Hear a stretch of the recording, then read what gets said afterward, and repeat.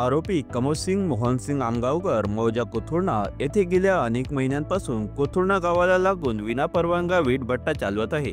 कोथुर्णा येथील रहिवासी नथुजी कोलते तसेच त्यांच्या सहकाऱ्यांनी तहसील कार्यालय सावनेर येथे तक्रार केली असता अद्यापही कोणतीही कारवाई करण्यात आलेली नाही। सदर वीटभट्ट्यात कोथुर्णा येथील सरपंच व त्यांच्या पक्षातील वरिष्ठ नेत्यांच्या वरदहस्त असल्याने तहसील कार्यालय सावनेर येथील कर्मचारी कार्यवाही करण्यासाठी धजावत असल्याची चर्चा नागरिकात आहे। तसेच आरोपींनी कोणत्याही संबंधित विभागाची परवानगी न घेता मागील वर्षीपासून हा वीटभट्टा सुरू असून आरोपीने बराच माल विकला असल्याचे बोललं जात आहे। तसेच आरोपीने शासकीय मालकीची विना रॉयल्टी माती वापरली आहे।